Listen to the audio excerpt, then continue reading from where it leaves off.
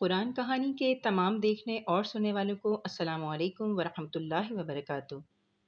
اس channel پر ہم قرآن پاک کے کچھ ایسے پہلوؤں کا ذکر کرتے ہیں جن پر ہمیں زیادہ توجہ کی ضرورت ہے۔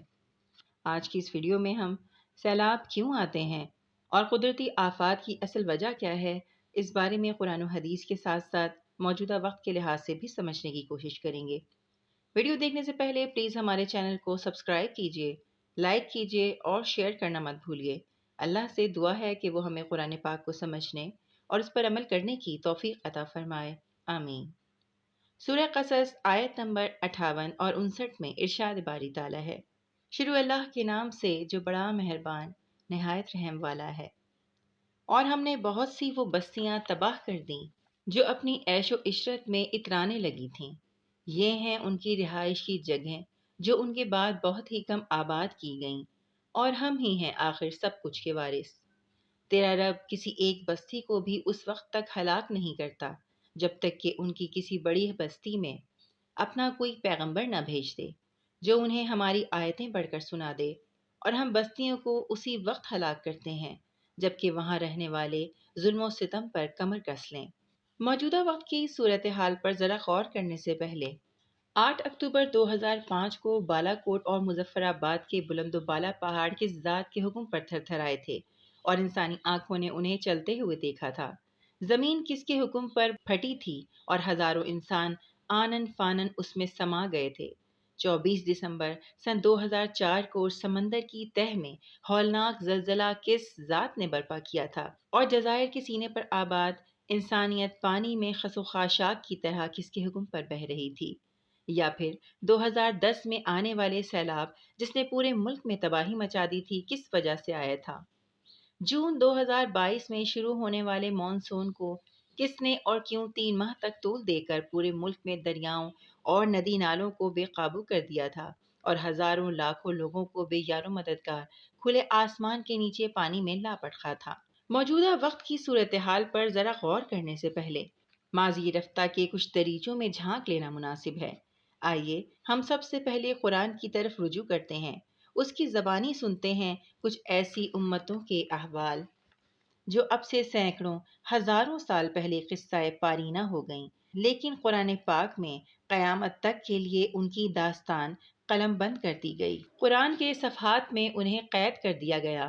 اللہ رب العزت نے ان امتوں کے احوال ہم پر کھول کر واضح کر دیے تاکہ ہم یہ جان لیں کہ کوئی بھی قوم کتنی ہی طاقتور کیوں نہ ہو، وہ اللہ کے سامنے بے بس ہے۔ اللہ کی نافرمانی ایک دن اسے عذاب کا مستحق بنا ہی دیتی ہے۔ ہم قرآن پاک میں بہت سی امتوں عاد، سمود، قوم لوط، قوم شعیب کے حالات متعدد بار پڑھ چکے ہیں، لیکن یہ پڑھنا ایک سبق کی مانند تھا۔ آئیے آج کچھ الگ طرح سے ان واقعات کی گہرائی کو جانچتے ہیں۔ دنیا میں وقفے وقفے سے انسان کو اللہ کے عذاب کی جھلکیاں خبردار کر رہی ہیں۔ اس دنیا کی تباہی اور بربادی کا ایک وقت معین ہے جسے اس دنیا کا خالق ہی جانتا ہے، لیکن اس وقت سے پہلے عذاب کی جھلکیاں کس لیے دکھائی جاتی ہیں اور چلتی پھرتی اقوام کیوں تباہ کر دی جاتی ہیں؟ آئیے قرآن کی زبانی سنتے ہیں۔ سورہ حاقہ آیت نمبر 6 اور 7 میں ارشاد باری تعالیٰ ہے، اور عاد بے حد تیز و تند ہوا سے غارت کر دیے گئے جسے ان پر لگاتار 7 رات اور 8 دن تک اللہ نے مسلط رکھا۔ بس تم دیکھتے کہ یہ لوگ زمین پر اس طرح گر گئے جیسے کھجور کے کھوکھلے تنے ہوں، پھر ان میں کا کوئی بھی باقی نہ رہا۔ قرآن پاک کے علاوہ کوئی تاریخ اتنی تفصیل سے قوم عاد کا تعارف بیان نہیں کرتی۔ عاد کا زمانہ 2000 سال قبل مسیح مانا جاتا ہے اور قرآن عزیز میں عاد کو من بعد قوم نوح کہہ کر قوم نوح کے خلفاء میں شمار کیا گیا ہے۔ عاد کا مرکزی مقام احقاف ہے۔ یہ حضرموت کے شمال میں اس طرح واقع ہے کہ اس کے مشرق میں عمان ہے اور شمال میں ربع الخالی۔ کسی زمانے میں یہ علاقہ سرسبز و شاداب اور ہریالی کی آماج گاہ تھا۔ آج وہاں ریت کے بڑے بڑے ٹیلوں کے علاوہ کچھ نہیں۔ عاد بت پرست تھے اور بت پرستی و بت تراشی کے ماہر تھے۔ اس قوم کی جانب حضرت ہود علیہ السلام کو بھیجا گیا تھا۔ انہوں نے اپنی قوم کو توحید اور واحد اللہ کی جانب دعوت دی، مگر سرکش عاد غرور اور تکبر سے مزید اکڑ گئے اور کہنے لگے، من اشد منا قوہ، اور آج دنیا میں ہم سے بڑھ کر قوت و طاقت کا مالک کون ہے؟ ان کی سرکشی سے تنگ آ کر پیغمبر خدا نے ان کو خبردار کیا کہ اگر تم نے سرکشی نہ چھوڑی تو ان قریب اللہ کا عذاب تمہیں پکڑ لے گا اور تمہاری جگہ دوسری قوم کو لا کھڑا کرے گا۔ آخرکار قوم عاد کی ہٹ دھرمی کے باعث باد سرسر نے انہیں آ لیا اور وہ ریت کے طوفان کے نیچے دفن ہو کر رہ گئے۔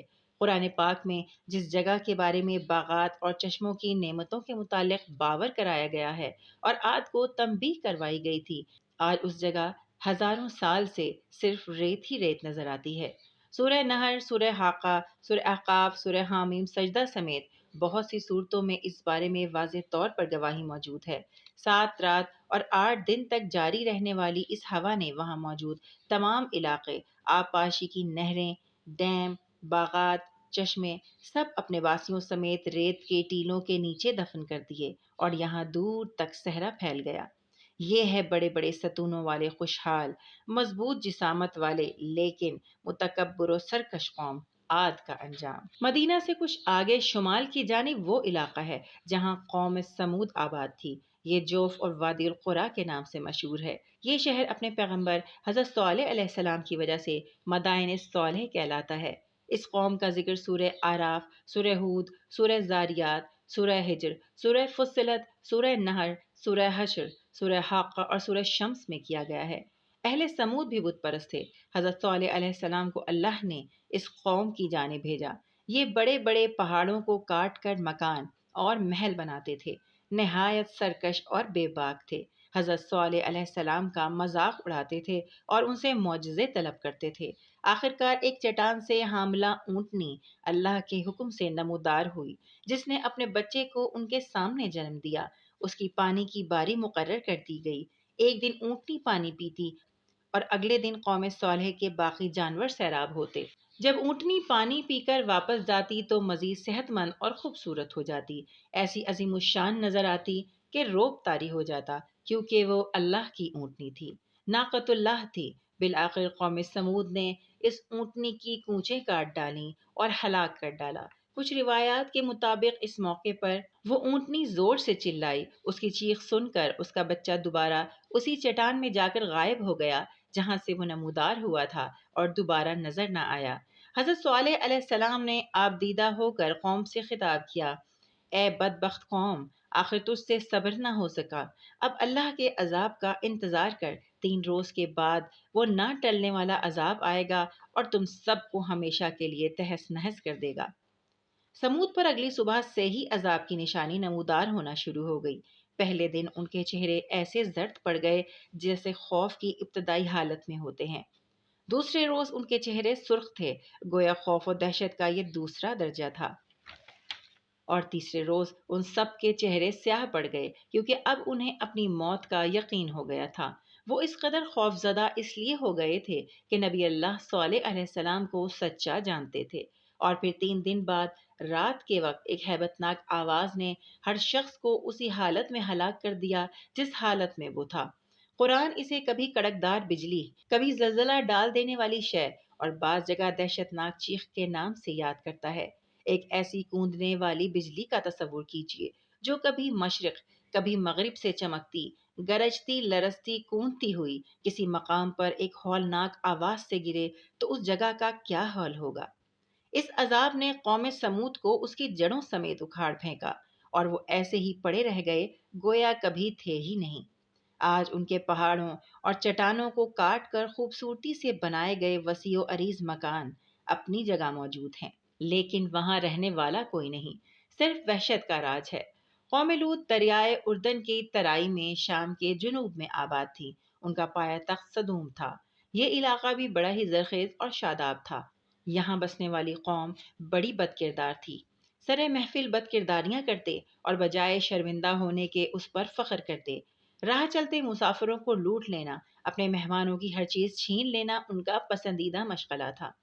اس قوم کی طرف حضرت لوط علیہ السلام کو مبعوث کیا گیا۔ اردن کی وہ جانب جہاں آج بحیرہ مردار یا بحر لوط واقع ہے، اس جگہ کبھی صدوم اور بامورہ کی بستیاں آباد تھیں۔